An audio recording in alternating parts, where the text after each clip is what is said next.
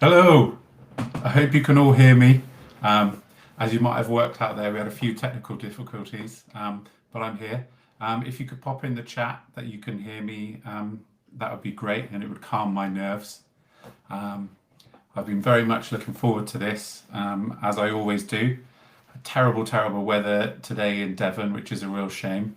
But what better way to spend an evening after a rainy day with chatting about some whiskies? I've got some exciting news. For a long time at Whisky Me, we've just been doing the pouches and we've not really had any new products to shout about. But it's nearly Christmas and all of you guys already get the pouches. Oh, thank you so much for saying that you can hear me. Makes me feel a lot better. As it's coming up to Christmas, and we thought you might want to share the joy of the Whisky Me pouches. So we've created these gift sets here, which come with 4 pouches, so you can give that to someone else. And then also, we know sometimes when the dreaded Secret Santa comes around, it can be really difficult to stay under budget. So we've created this pack as here as well. Don't need to worry about it. We will be sending you an email soon with all the details, but I just wanted to give you the heads up and show them to you. So I'll be the model again and show you. There they are. Pretty cool, hey? Right. I think we're all ready for some whiskey tasting.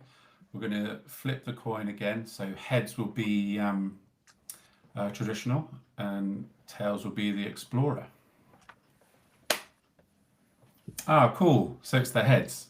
So hopefully with the power of technology, we're going to introduce our first guest. Hey. Oh, how's it going? Yeah. How you doing, Scott? I think we caught you at the beginning there. I like that you're keeping me on my toes now. I was getting too comfortable with all these live streams, thought I had it sussed, and now just technical issues. Perfect. Yeah. It's always quite frightening when you're not quite sure, Yeah, but we're there.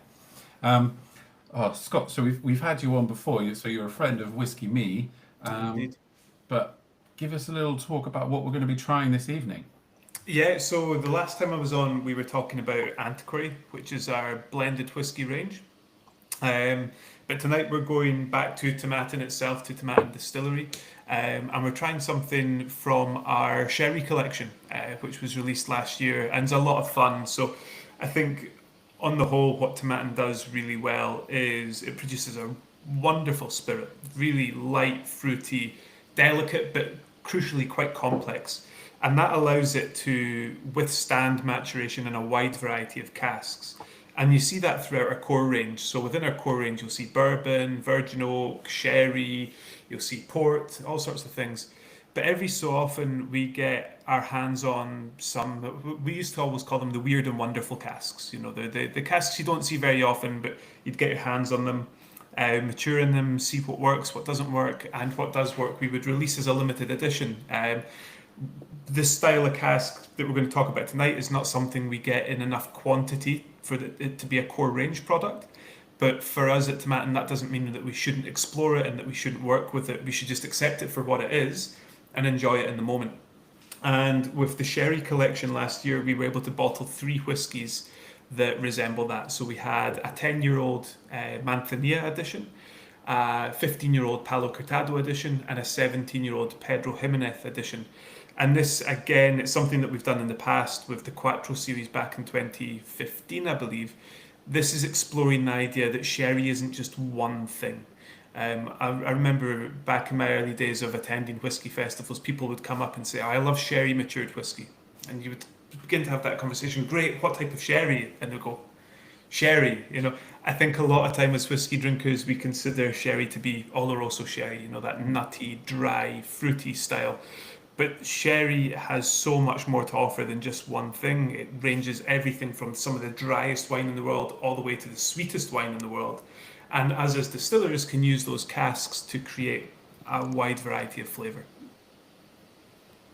Fantastic. And I'm always conscious that I want people to get trying. So before we do a bit of a deep dive into sherry, let's actually taste some whiskey, right?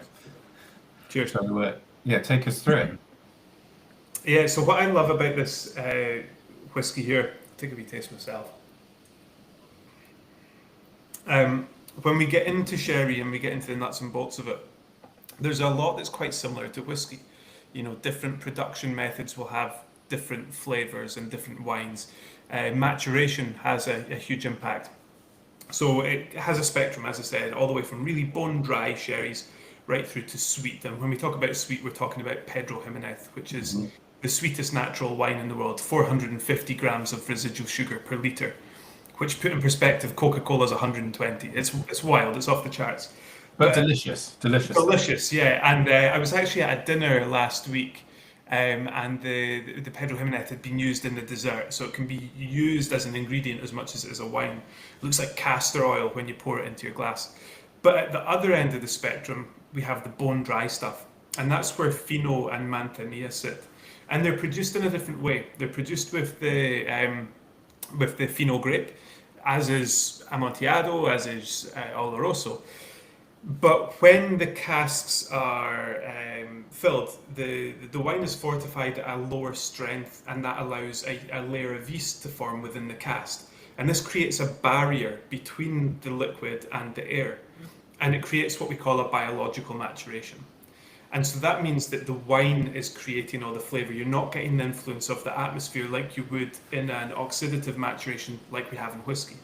Um, and Manzanilla that we're trying tonight, or Manzanilla casks, I should say, are matured in a little area called Sanlúcar de Barrameda, which is along the coast. And within that yeast that forms, you get quite a lot of that sea air coming in and influencing it. And the wine carries a salinity to it. So what I love about this whiskey is that it's got everything you would expect of a Tomatin. It's got that lovely apple, pear, orchard fruit thing going on. It's got a lot of the honey, it's got the toffee, it's got the malty notes, but within it there is a salinity, and that is something that we don't get in Tomatin. We're 315 meters above sea level. You know, we're not like Old Pulteney or Talisker where you get that influence of the sea in from the maturation. But by using these casks, there is a salty note. I get almost like a pretzel thing going on here. I get a touch of olive oil. I get that kind of sourdough bread dipped in olive oil, and it just adds an extra layer to Tomatin that we maybe don't often see. Yeah, I really, really love that. And it's one of the things why I just love whiskey because you can always pull out different flavors. There are so many things that distilleries can, different levers they can pull from the new make all the way to the maturation process. And this just highlights that maturation process there. Those kind of choices you can make, right? Yeah, absolutely. And it comes from a love of sherry as a wine, as a category within the distillery. There's a handful of us who really do enjoy sherry wine. And I think quite often when we think of sherry in the UK, you think of like your auntie at the bar ordering a sweet sherry, and we're thinking of the kind of classic Harvey's Bristol cream, which I'll never knock because I absolutely love it. It's coming to that time of the year where there'll be a bottle in the fridge at all times. But when you dive deeper into the world of sherry and you try a Fino and a Manzanilla, it's a completely different thing. And I think sherry is a style of wine that whiskey drinkers would really enjoy because it's so intense, it's so flavorful, there's so much character. Some of the stories are the same, you know. Some of my favorite experiences drinking are visiting bodegas in Spain. The hospitality there, very similar to visiting a Scottish distillery. So that love of sherry makes us kind of want to explore it more. Beyond the point that sherry for a long time has been one of the most popular cask types within Scotch whisky. It has been since the early 1800s when sherry was the most popular drink in the UK, and the casks would be transported over from Spain. They'd be emptied and then they'd be sold to distillers. What was really nice about this collection, though, and the reason that it's limited edition rather than an ongoing release, is that on the Manzanilla Palo Cortado and Pedro Jimenez edition, we were able to buy Soleras. So we weren't buying transport casks, we weren't buying seasoned casks, we were buying casks that had held sherry in the maturation process of sherry wine. And that's why these casks are incredibly rare, but it allows us to create really cool whiskies here. So Fantastic. Really, yeah, well, we must do a little bit more of a deep dive, because that is a very rare thing that you found there, those casks. Yeah. And you mentioned the Solera system, so let's do a little bit of a deep dive on there so we fully understand what that cask has been through.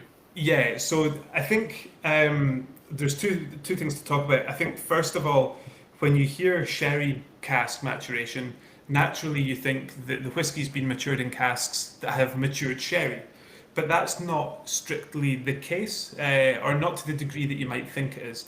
The vast majority of sherry casks used in the whiskey industry are what we call seasoned casks. And they exist because up until the 1980s, the casks that would come to Scotland were transport casks. So the finished wine would be filled into these casks that would take the wine to the UK, and then it would be emptied. So these casks held the wine for a period of months, maybe a year at most, and then they'd be used in the distilleries. But then in the early 1980s, the law changed, and to be called a sherry, you had to be bottled in Spain. So that supply of transport casks dried up, and the whisky industry began this process of seasoning, which is where we work with cooperages and we work with bodegas, and we will season casks with the wine for a year, 2 years, empty the wine out, and then those casks will be used in the whisky industry. And I think this is the important point to make. That's not a bad thing. From my point of view, as a blender, I prefer seasoned sherry casks to Solera casks. And the reason for that is we can control them and we can have consistency over them.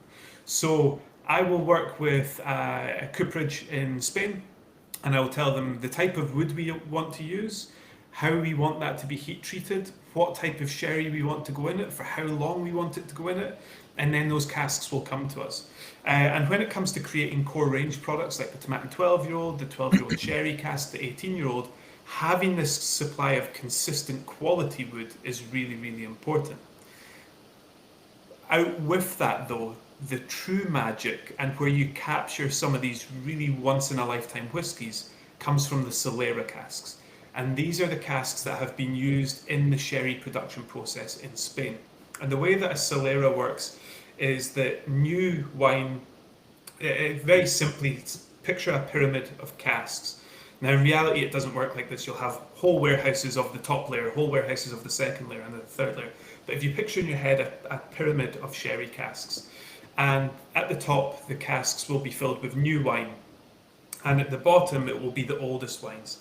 And the producer will empty the wine from the bottom cask and bottle it, but they'll never completely empty that cask. They'll maybe take a third of it out, or 50%. And then the layer above will be topped up and down, and so on and so on. And it trickles down, and what you have is called this fractional blending, and it ensures the consistency of sherry over decades. And you can go to some of these Soleras that have had you can go to these bodegas that have had Soleras in place for well over 100 years. And technically what that means is that a tiny, tiny amount of that wine you're getting in a glass might have been produced over 100 years ago. And that's a really, really cool thing. But it's for these sherry producers, they never sell these casks because they're not like whiskey casks where we want the influence of the wood. They're looking for the influence of the oxygen. So all they're looking for is for these casks to be breathable objects. And some of the best conversations I've had have been from coopers in Spain, and I'll say to them, why are you selling us these casks? And they'll tell you they're falling apart. There's nothing we can do with them. So they're literally selling them because they're at the end of their life. That's where we're very fortunate at Tomatin to have our own cooper on site. He'll rejuvenate these casks and bring them back to a point where we can use them for a finish, as it was. The Manzanilla edition here is a 10-year-old whiskey with a 2-year finish in the Manzanilla casks. So that's a lot of words that hopefully have made some sort of sense. But sherry's really cool, but it's not quite as straightforward as it maybe first seems when you see matured in a sherry cask. Yeah, fantastic. I think Solera systems are one of the fascinating things of the alcohol world. And I encourage any of you, if you've got a little bit of time, to do some research. Fascinating subject. I would encourage anyone who's got a little bit of time to go on vacation to go to Jerez. It is one of the most beautiful little cities in the world. It's not a big tourist destination, but if you like booze, go to Jerez, visit some bodegas, You will fall in love with sherry and the culture there, with all the tapas food and the flamenco dancing. It's amazing. One of my favourite experiences was going into the bodegas at Williams and Humbert's, which is a massive, massive, massive seller of casks, to the point that they have a horse dancing arena inside the bodega. So you're sitting there with this perfectly served glass of sherry, and there's a horse, an Andalusian pony, dancing in front of you, and it's a very surreal experience. But yeah, Jerez is absolutely a place to go. Oh, well, I've added it. I'm going to add it to my travel list now. What I really love about this, like a lot of sherries, is every time you're trying this, more flavors are revealing itself. Start it for me personally, very olive briny at the end for me, and now that I'm drinking more, palate's coming used to it. Yeah, I completely agree. I think I love this whiskey because it's not the typical Tomatin. That olive briny thing, that slightly savoury edge that it has, Yeah, not something that you normally see in a Tomatin. It doesn't come from our spirit. It doesn't come from our normal maturation. So that's the real kind of hallmark of the Manzanilla casks there. All of that kind of fruity notes that you start to move into, I start to see a little bit of lemon coming through and things like that. I That's think that's what's more happening moving into the now. spirit. Yeah, that's more moving into the Tomatin spirit, starting to Mhm. claw back a little bit of the limelight from the cask there. But that's what we try and do. We're looking for a balance of flavours. From our point of view, if the cask fully masks the spirit character, we've done a bad job. But likewise, if the spirit comes through too much, we've done a bad job. We want those two things to be not fighting with each other, but kind of harmonising together. So it'd be fascinating to know a little bit more. So with the more traditional sherries that your distillery is famous for, I imagine you've built up that kind of memory of how these casks should be developing. The sort of dance between the new make characteristics and then also the characteristics coming from the cask itself. Yeah. Talk to me a little bit about this. Is obviously this sherry is a bit different to what you normally go for. Tell me about that kind of experience of obviously you're tasting it every year, I imagine. Tell me about that experience and how the new make and the cask played together. Yeah, I think that's a really important point because typically with a Tomatin, you're not going to see something that's fully matured in sherry casks very often. We have a Tomatin 12-year-old sherry cask that's a wonderful, wonderful whiskey if you like big sherry matured whiskies. But beyond that, we are either marrying with sherry casks, so the standard Tomatin 12-year-old is a mix of bourbon refill and sherry casks, so we're balancing the flavour of the three casks. And we're talking about Oloroso on both of those editions. Or we're doing a finish. And that's something that we've learned works really, really well for us throughout our limited editions. And typically what you'll see is we will mature for about 8 or 9 years in refill casks. I say it every time I try to. Refill casks are the unsung heroes of the whiskey industry. Everyone talks about first fill sherry, first fill port. That's great. But what refill casks do is they allow the distillery to sing and they allow that distillery character to develop gently over time. Also, the best whiskies in the world are refill casks that have been allowed to sit there for 30, 40 years and just develop these wonderful tropical fruit notes. That's my love of refill casks put to one side. After that 8 or 9 years, then we're going to take those casks, we're going to vat them together and we're going to fill the liquid into our cask of choice or the star of the show. And we've typically found with sherry casks that a 2 to 3 year finish works really, really well on those drier, nuttier styles. So when I say that, I'm talking about the Amontillados, the Palo Cortados, the Olorosos, those oxidatively matured sherries that have that lovely Christmas cakey darkness to them. They work really well with around about a 3, maybe a 4 year finish. When it comes to Pedro Jimenez, it needs longer. We need like 7 years, 8 years. And the only reason I can put that down to is because it's such a viscous wine. I wonder if it sticks to the inside of the cask a lot more and it takes more work for the spirit to drink that back in. What we've found with the bone dry wines, with the Finos and the Manzanillas, is that 1 or 2 years is perfect. I would always say that 1 year is too short for a finish. I don't like when you hear that a whiskey's been finished for 6 months to a year because it's really just getting going. And yes, you can get a lot of the flavour from the cask in that time, but you've not really given it enough time to harmonise with the spirit. So what we've gone for here is a 2 year finish. Any longer than that, and I worry that the salinity, that kind of spicy element that we have here, would get a little bit carried away and make it a bit unpalatable.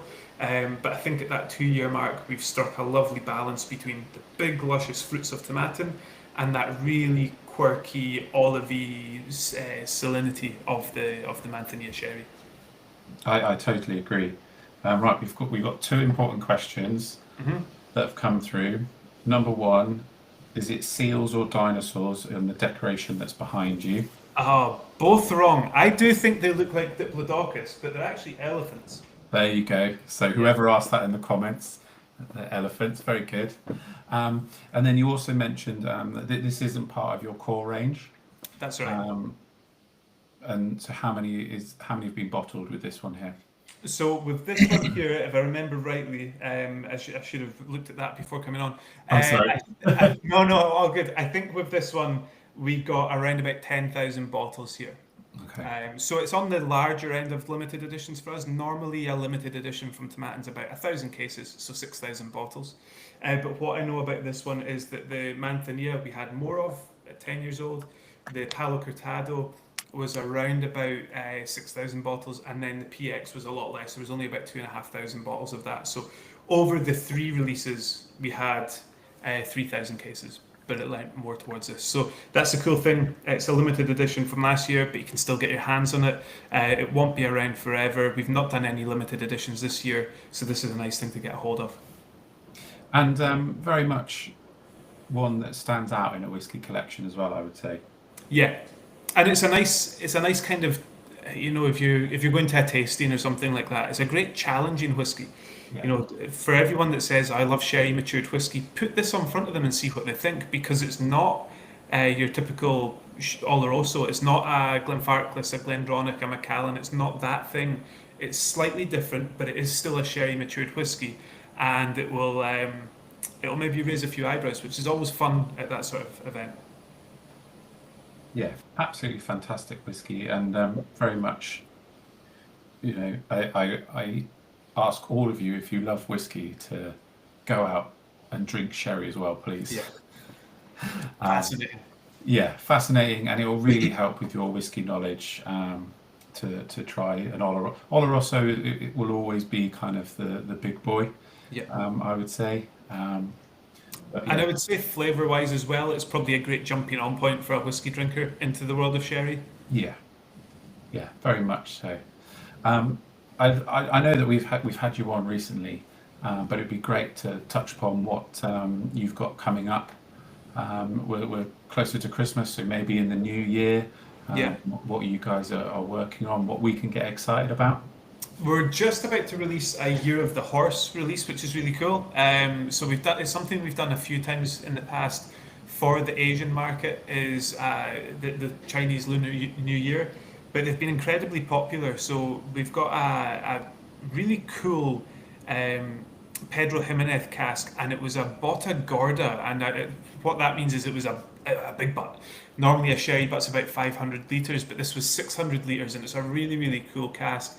Lots of interesting flavours in there, so that'll be coming out pretty soon. And other than that, there's not a huge amount.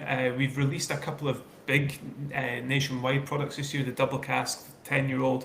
We've released the 13-year-old in travel retail, so that's taken quite a lot of time and energy. Within our Kubokan release, Creation 7 is just about to come out. So the Kubokan Creations are where we chase a flavour, or we'll use cask types that we've never used before. So anyone that's in here tonight, I'll give you a little sneak peek. We have used Pinot de Charentes casks and American Virgin Oak casks, and the flavour that we're looking for there is rhubarb and custard. So it's like a lightly peated rhubarb and custard, and that's going to be coming out I think next week, maybe the week after. It's pretty soon. Either way, the bottles landed on my desk the other day, along with a little bag of rhubarb and custard. So that was quite fun. Oh, nice. We just had a question come up that I'd love to ask you before you go. Just about you mentioned that you have your own cooper, Yeah, and just the relationship that he has with your distillery. yeah, What's required of him, because it is quite rare for distilleries to have access to a cooper. yeah. I think of the 150 distilleries in Scotland, there's maybe only a dozen or so that still have a cooper on site now. And basically, the cooper's job is to make and repair casks on the whole. Our Cooper Allen is not employed to make casks. We'll buy the casks in from bourbon producers, from bodegas. We'll buy them from other cooperages in Scotland as well. But what Allen does for us, and it's a brilliant thing, is he ensures quality pretty much. His job is every cask that comes through the distillery, first of all, he'll give it a nose, make sure there's no off notes. Luckily for me, there's only been one occasion where we've come across that. It was a batch of beer casks that we had to get rid of. He will then give them a visual inspection to make sure there's no obvious glaring damage. If there is, he'll make a chalk mark on it. And he'll do a few other checks. And then if the cask is fine, great, it goes through to the guys in the filling store and they can use it. If not, he'll take it up to his workshop and he'll repair the casks by replacing staves and whatnot. And what that allows us to do is have the confidence to, when we get a phone call from a bodega saying, we've got a batch of 30 casks that are 100 years old, would you like them? We don't have to go, oh, well, we'd need to get them through another cooper and see if they're in good shape. We can go, yes, let's buy them, get them over here, and Alan can repair them for us and we can put our whiskey in them. And we're really delighted that Alan, our cooper, won at the Scotch Whisky Magazine's Icons of Whisky. He won the award for Cooper of the Year internationally this year. So that's a really nice thing for him. Nice, nice. Oh yeah, that's fascinating. For any of you that are in the Speyside region, near Craigellachie, there's the Speyside Cooperage. They do tours. I thoroughly recommend any of you that are in that area and you're into whiskey, it's a must visit, just to see those guys work. Fascinating, and I'm always in awe of them. Yeah. Oh, Scott, that's been fantastic. Thank you so much for coming back. No problem at all. And you're going to join us again at the end. I sure am. Oh, thank you so much. Thanks, James. Well, have a great evening. Absolutely fascinating. Thank you so much for all of your comments, and I hope you all agree that this is a fascinating whiskey and definitely one to add to the collection. Right, I'm looking forward to welcoming our next guest. Hopefully through the power of technology, they'll be appearing soon. There we go. Hey, how's it going? Hello. Hi, James. How are you? Yeah, I'm good, thanks. How are you? Well, good. Very good. And everyone can hear me, so hopefully we've got over that first hurdle. So, Orlando, where are you coming from today? Myself, I'm in London, but I'm representing Fielden. So, Fielden,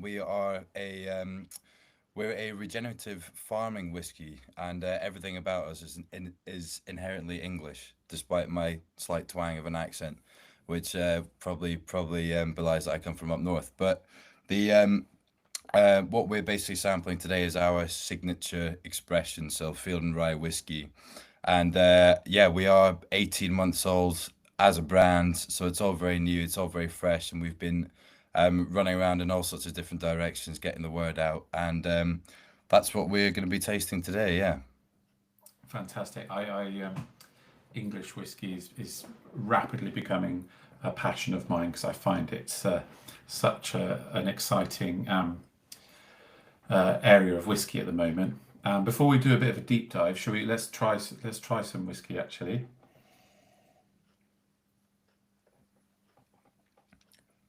Always good to refresh, as if I don't drink it enough. But yeah, so as I say, this is Fielden Rye. This is what we are built around. This is what we're based around, which in the way that we operate is quite a rare thing, because this is our expression, which is supposed to signify the diversity of the farming in which we do at Fielden. So we're an agricultural brand. We started as farmers way before we did distilling. So in 1994, we started producing grains in a method which we call regenerative farming.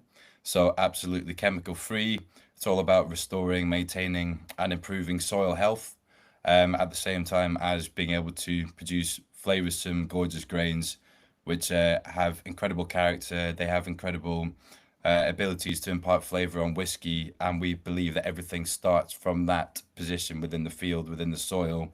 And so when you start and you look after things in that way, you get a lot of good out of that. So as we've just all had a taste, hopefully everyone's had a little go just now. It's quite a, I think it's incredibly unique. It's something that we've never not been told that it's a very unique all-round flavor profile, because despite the fact it's a very young whiskey, it's a rye whiskey, it's a 48% ABV, so there's a few points there which may make you think there's going to be really aggressive, really sharp, really spicy. And while there is that natural sort of spicy rye element to it, this expression is basically trying to signify that all-rounder status from the farming. So there's nuttiness, there's sort of honeys, caramels, real sort of rich sweetness in there, which I think is the main body of the whiskey. But the way that we've derived all of these grains from farms all over England with different conditions, and the way that we are farming means that we're subjected to a lot of different strains of grains that we use, means you also get a lovely sort of fresh and floral note too. You get a nice bit of stone fruit, peachy element on the nose. Some people even say it's sort of fresh and almost juniper-esque, which people think is a bit of an insult, but that's, if you've got a fresh and sort of herbal nose and it's sort of something which could be passed off as junipery, that's all up to you. We really want it to represent that all-rounder sort of status, but I think it's particularly as well, you end up getting quite a long sort of peppercorn, spicy, sort of refreshing finish, I suppose, sort of peppercorn, but also peppermint as well. So it really wants to express that as much as we can, and I think it packs a fair amount of a punch for something which is so young. Yeah, I really love this whiskey. I think it's very generous. You know, you're getting a lot on the nose, getting a lot on the palate. Let's pull it back a little bit. So I imagine that most people know about Scotch single malts. So malted barley, that's all they use. Off they go. We're talking about rye whiskey. So what do we mean when we say rye whiskey? So yeah, it's a good question, and it's one I'm often asked, and people sometimes aren't actually aware that rye is a grain. It is the equivalent of your barley, which is, to be fair, I barely knew about it before I started working for Fielden. So we are very much trying to bring rye back, and the grains and the varieties that we're using, they're deemed heritage grains, and they sort of have certification from predating industrial agriculture. So they're not actually used in the modern variety, in the modern style of farming, which is for very quick, high yields to feed as many mouths as you can. These are rye grains bred and sort of cultivated for their flavor as opposed to their high yields.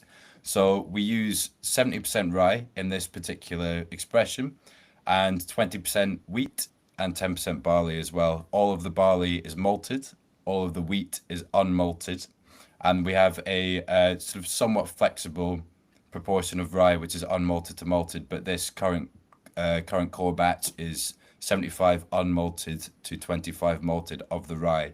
So there's a lot of grain which comes straight off the field there, and we start mashing sort of as is. So you are trying quite hard to extract sugars there when they've not had the germination process starting from malting. So it's a lot of hard work, which I think it makes it even more remarkable that you have this lovely, rich, nutty sort of caramel butterscotch character as well, a fair amount of pastry going in there too. So we use those varieties of rye. We use a mixed and diverse crop, which is the key element for what we do, because rye actually cross-pollinates. And so over 31 years of growing and now 18 farms around England, you can imagine how many exponential amounts of variance that we've managed to cultivate and grow over 31 years. And all of that means you get more unique flavors, you get different combinations of starch and amino acids and proteins. And that is all reflected in the glass. And we think that it's a really good position to start from. And the rye that we use, a couple of Scotch distilleries actually have started experimenting a little bit more, as you'll be aware, with sort of grain whiskey.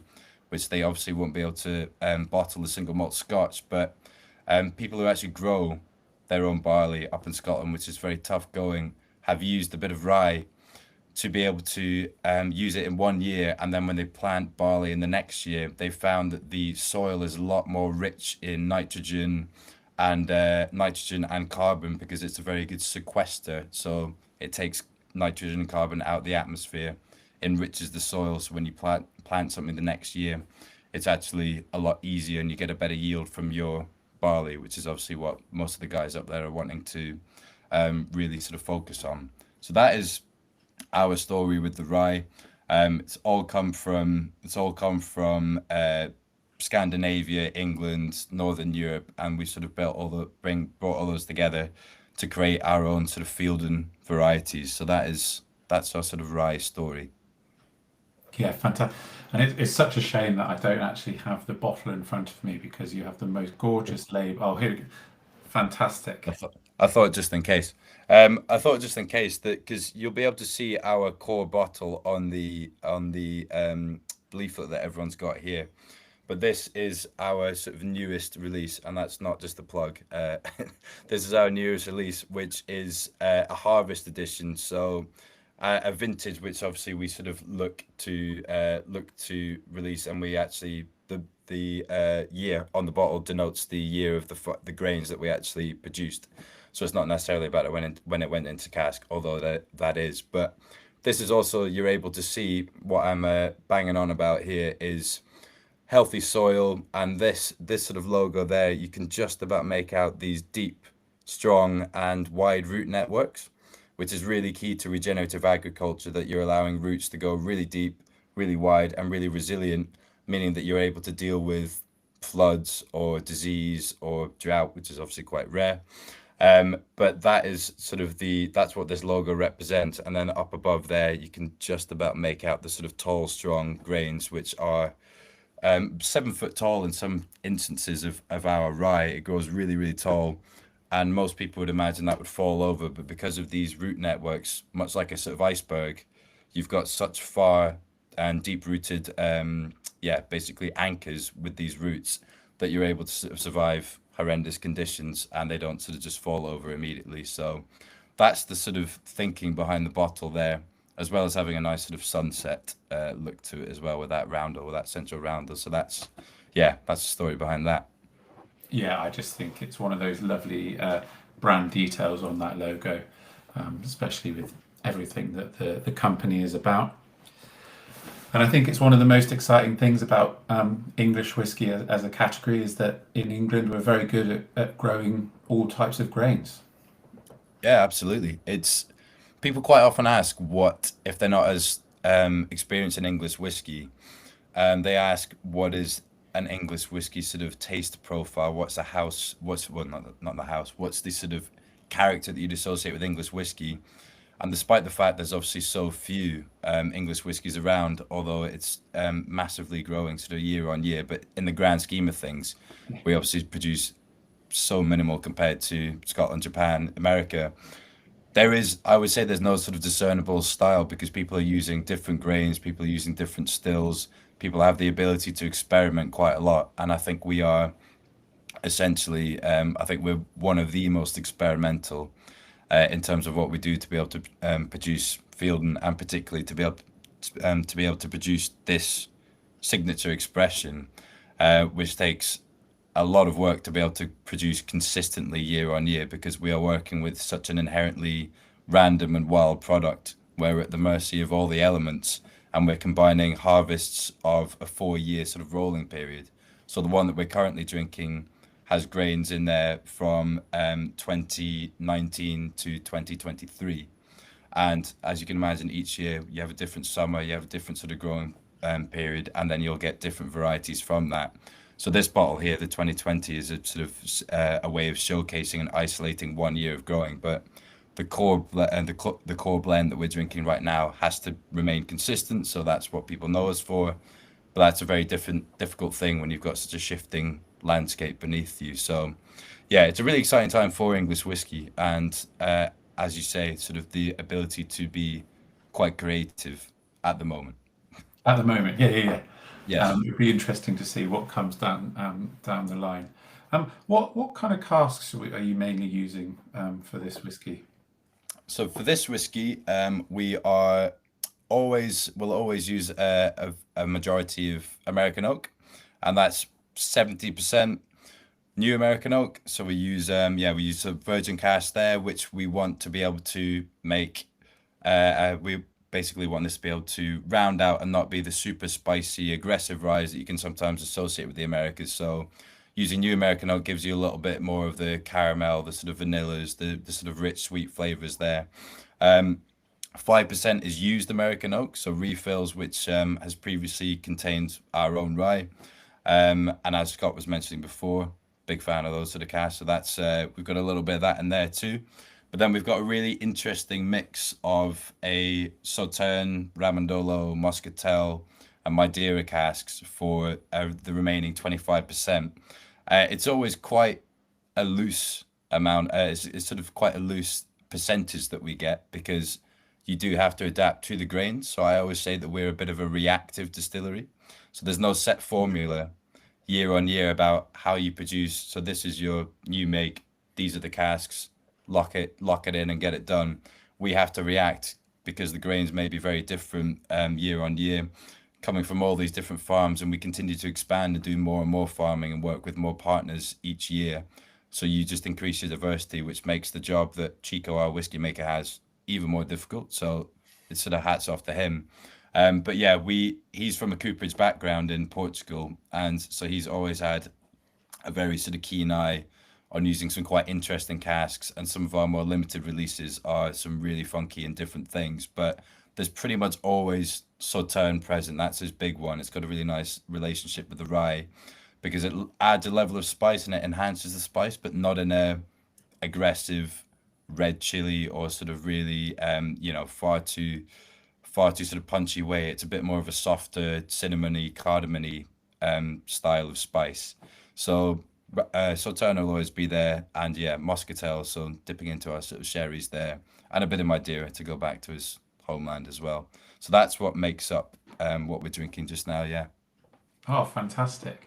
I always think with American ryes, which I do love them, they're quite brutish, and they're quite brash in a fun way. Like they push themselves upon you, right? That's what you're experiencing. But with this one, it's wonderfully complex.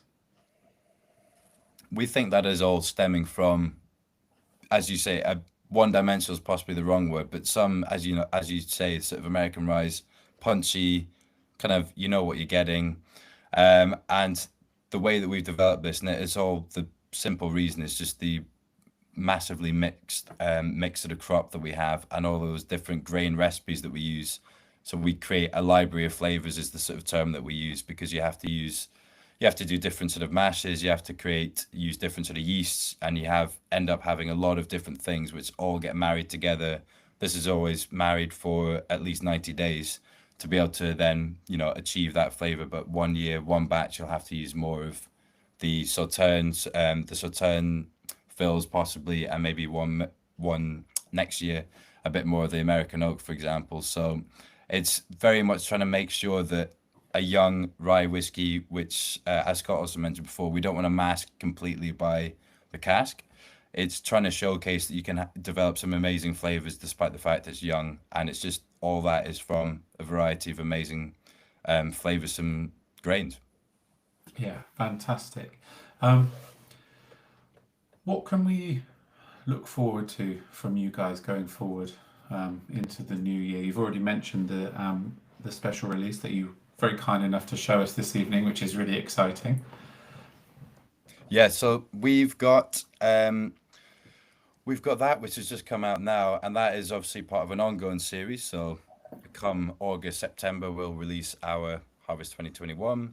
But we are also halfway through a 4-part series called Field Notes, which is somewhat of a complicated concept. If I can explain it coherently, that will be an absolute win, because I never have. But it's a 4-part series. We've released 2 of them, and they are 4 different elements which make up one of our fields.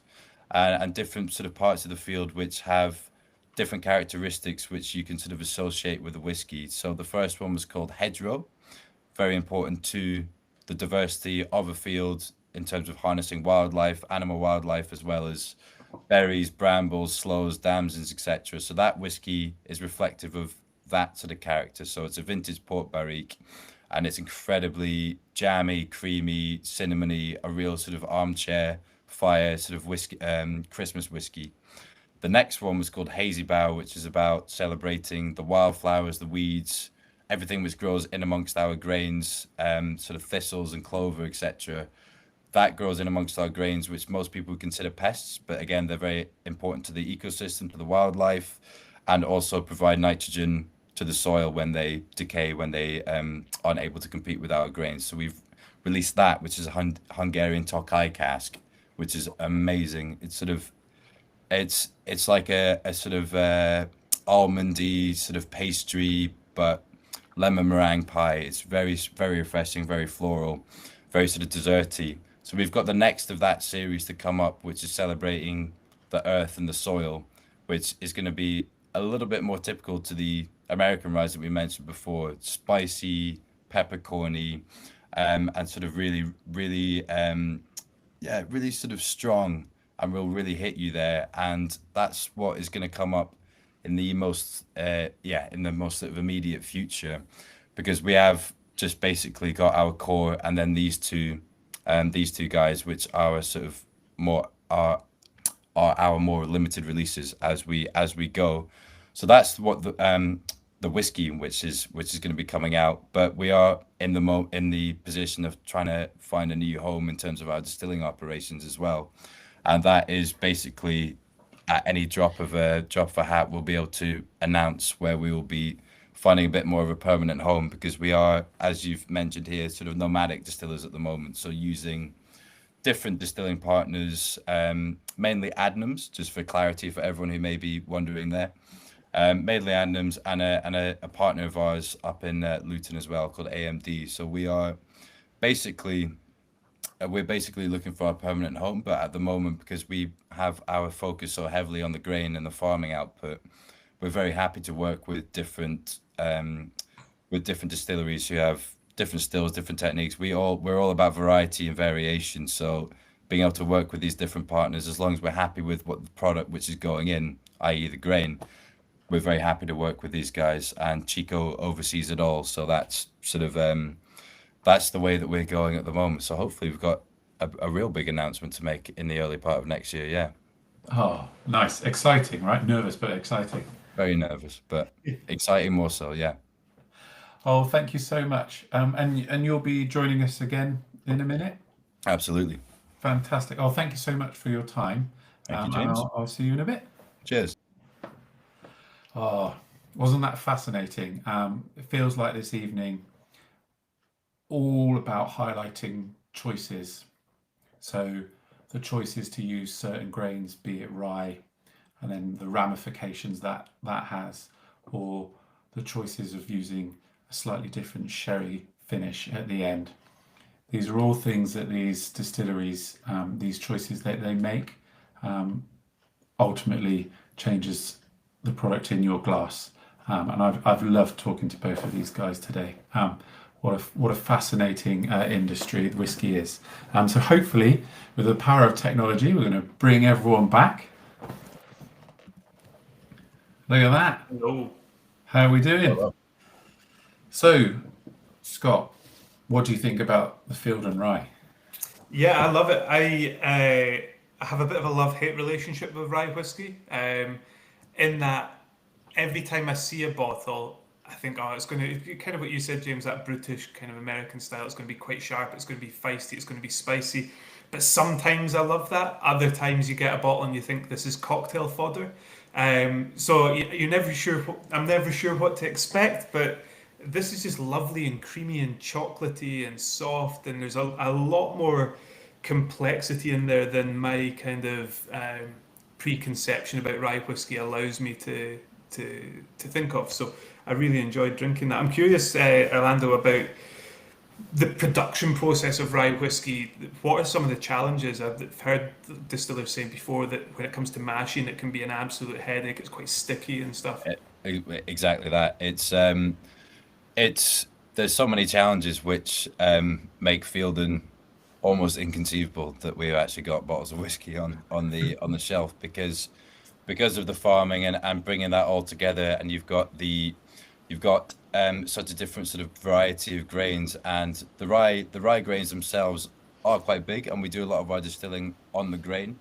So we're chucking these grains straight into the still. So you've just got porridge in the still there, which cleaning, like if you look at our sort of spreadsheets about what we're spending our money on, it's mainly about cleaning out the stills because it's an absolute nightmare to be able to do that. So it's really challenging, and it's definitely you said a love-hate relationship before. Chico, who's sort of been there from day one, we are a rye whiskey distillery, but he's also got a love-hate relationship with it as well because, yeah, very difficult to mash, yeah, sticky, tough, difficult to clean. Then when you're doing it on the grain, which is what we do in our first pot still run, and then we do a column still after we filtered it out. So pretty tricky, and also the difficulty is with the method of farming that we're using. Um, we've got a lot of grain there which is unmalted because you're not able to send it to the maltsters because it's too small, and that in itself means that you're sort of trying a bit harder to extract sugars. So you've got to source a lot of different types of yeast during your fermentation process. So being able to bring that all together is why we sort of have this library of flavor, because you have to do a hell of a lot of different and sort of unique still runs for that particular for the grain that you've brought in, because you have to sort of physically get it all to the same size, and then decide that's what you're going to do with that particular batch. So rye is, I think it's totally worth it on the end of it, but it's a lot of work. Yeah.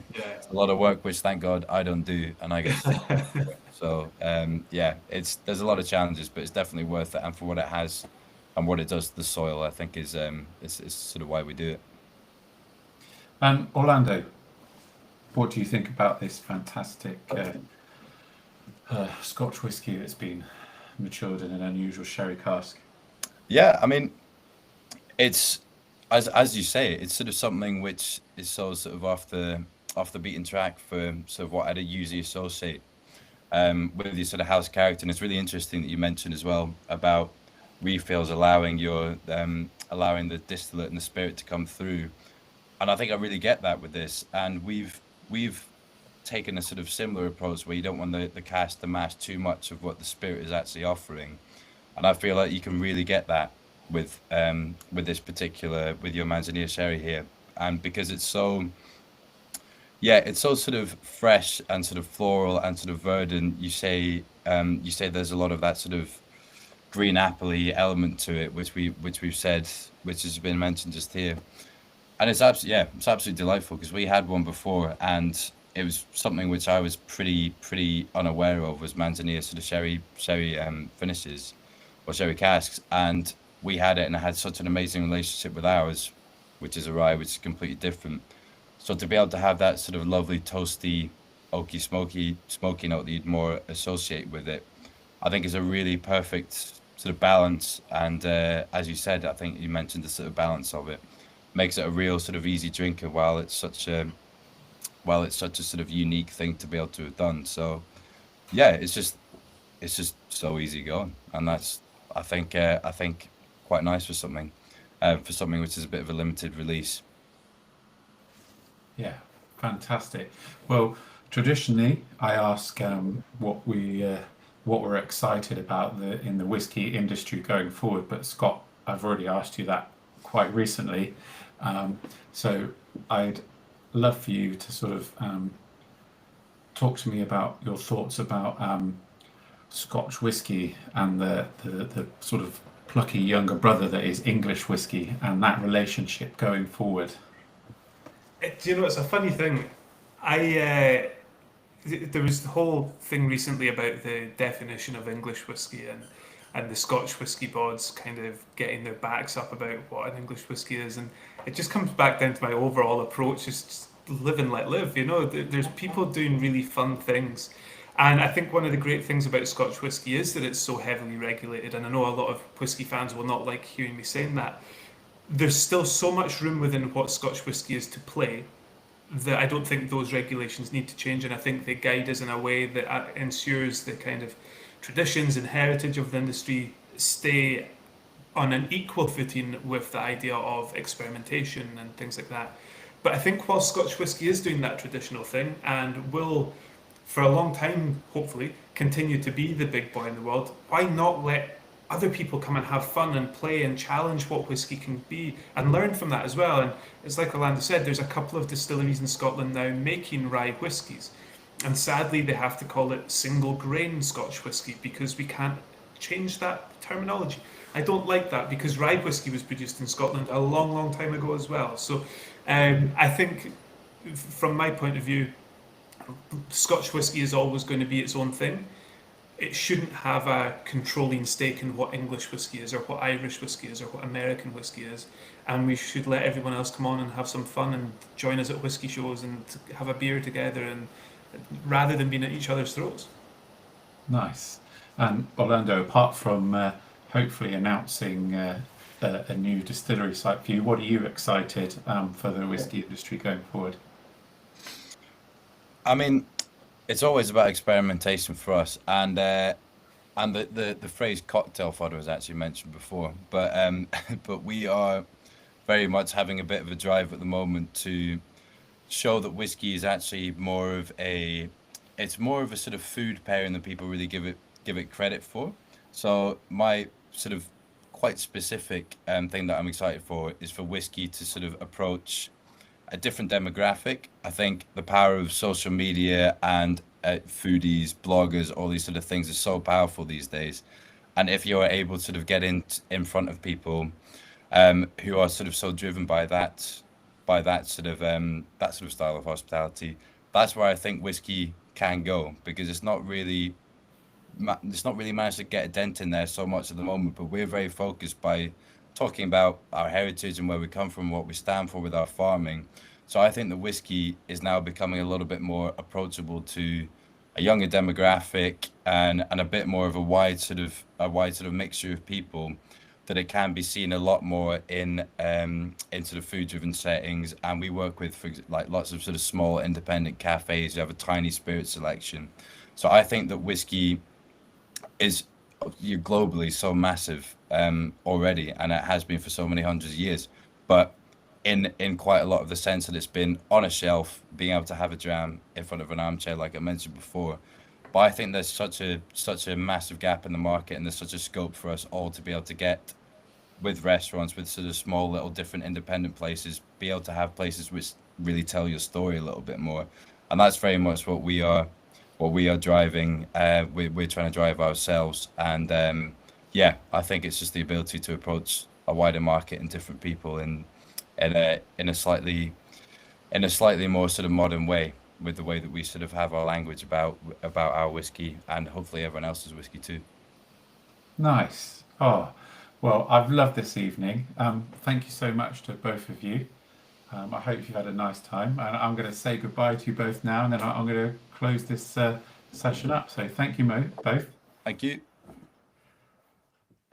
Gosh, I always really look forward to these tastings and spending time with you all. Thank you so much for being here and all your comments. I love seeing them pop up there. We're always trying to make this better, so please let us know what you enjoyed, what we can do better. It means a lot to us. So I'm going to let you go. Enjoy the rest of your whiskey, and I hope you have a fantastic weekend. Right, bye.